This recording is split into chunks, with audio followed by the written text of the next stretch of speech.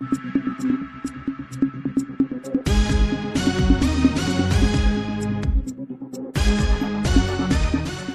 पट्ट्याचे जागृत देवस्थान म्हणून ओळख असलेल्या बागलाण तालुक्यातील भाक्षी येथे पौष पौर्णिमेनिमित्त खंडोबा महाराजांची यात्रा भक्ती, परंपरा आणि संस्कृतीचे जिवंत दर्शन घडवते. आजच्या आधुनिक युगातही या यात्रेचे एक वेगळे वैशिष्ट्य म्हणजे सजविलेल्या बैलगाड्या.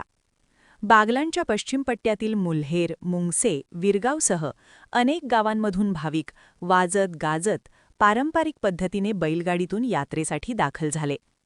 मुल्हेर विरगाव मार्गावर रांगेत उभ्या असलेल्या या बैलगाड्यांनी संपूर्ण परिसर जणू उत्सवाने फुलून गेला.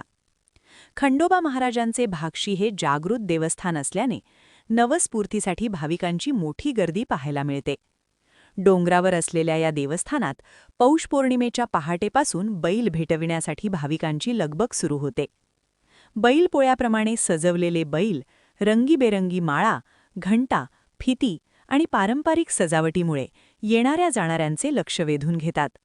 वाघांबा, हरणबारी, मानूर, साल्हेर, हातनूर, माळेवाडी, आलियाबाद, पायरपाडा, भिकारसोंडा, तताणी, डांग सौदाणे, शेंड्याचा पाडा, भाटेपाडा अशा अनेक गावांतील भाविक दरवर्षी बैलगाडीने भाक्षीला येतात.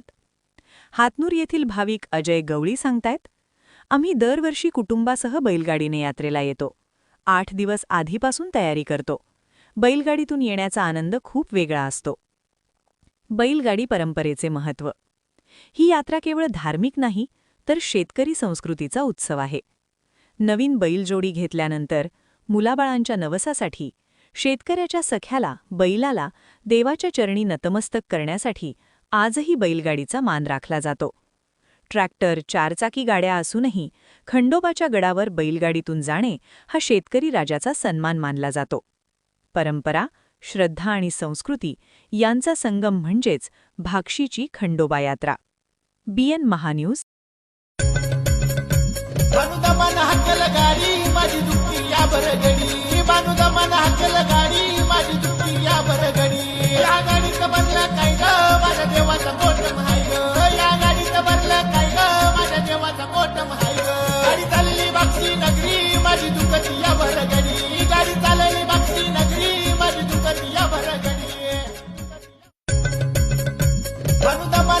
गाडी माझी दुःखी या बरगडी.